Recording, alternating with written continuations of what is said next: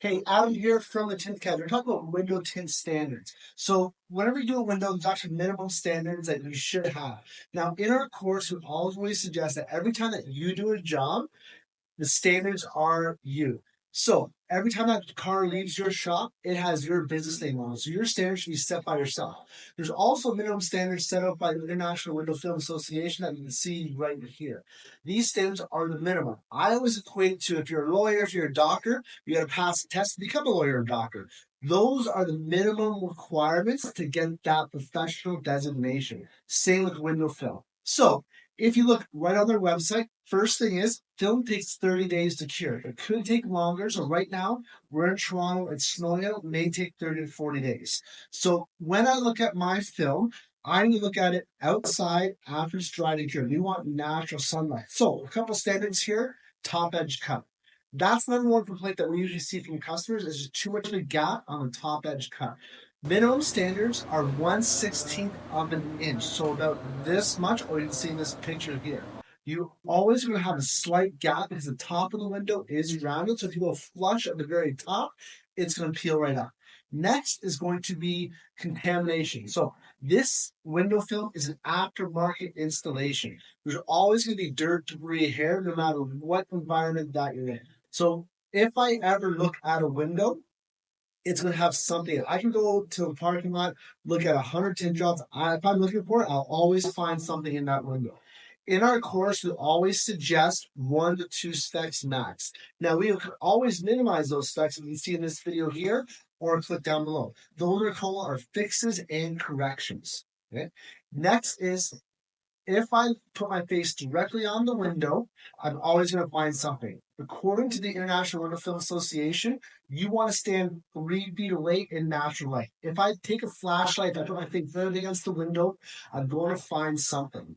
Next is we don't want anything obtrusive. So if I have a piece of dirt that's right in my line of vision, that's an automatic bleeding.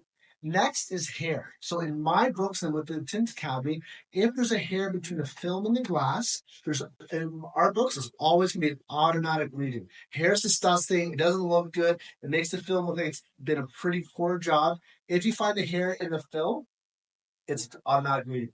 Now, a lot of times you will do your car and you roll it out and it's absolutely perfect. Next day, your customer says there's lots of bubbles, contaminations, white spots, fingers. This is because the film is still wet and it's not dry. It's like if I have a wet t-shirt, I lay it out, it looks completely black. Once it dries, I'll see spots, I'll see stains, I'll see all that kind of stuff. So if you do have a customer that complains there's some white spots in it, there's a couple fingers, bring it back right away and fix it. Once it dries, you're going to see more of that dirt and contamination. Ideally, you should do your checks and evaluations about a day after. But if you're doing this in your shop, take it outside, stand 3 feet away, 1 to 2 to 3 specks, zero hair, 1/16th of an inch gap at the very top. I hope this helps. We want your standards to be increased. Remember, every car that rolls out has your name on it. Your customers do not care that it's Excel or 3M or whatever kind of brand is out there. It's your name. Set your standards up high. Don't need a minimum. We want you guys to make money, do really well, and have happy customers. Hope that helps. Watch the videos below. Let's get tinting and doing really well. Now we do our checks and corrections. This window has been done. Now I'm going to check it out. So primarily, you should take it outside. Look at it in natural sunlight. That's key number one. Second thing, I want to stand about 3 feet away from the window. If I stick my face directly on that window, I'm going to find stuff wrong in the window. I can take any window, find something wrong with it. Now, we're going to look at very small pieces. I'm stand 3 feet away, doing our checks and corrections. Now here, I got a couple of white dots. That means it's contamination. It's either dirt, it's minerals, the stuff is stuck between the film and the glass. It has a white ring on it because it's the air trap. So I can go take my chisel, like we showed you down below, how to fix that.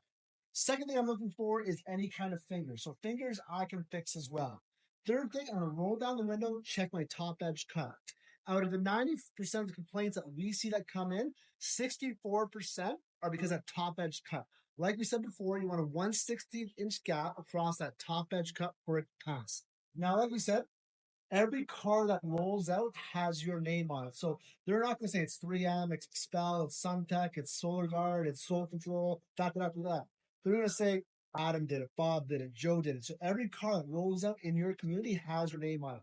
set your standards high, do your checks, make sure that you're happy and your customer's satisfied with everything that you do that rolls out of your shop.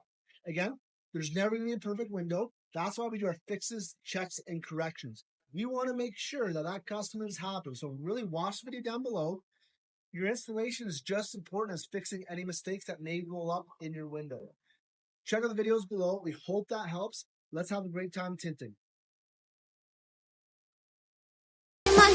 Porque no me aguanto drama de nada. Dime si vienes a mi cama. En la fama, solo te sentí, siendo que soy mala.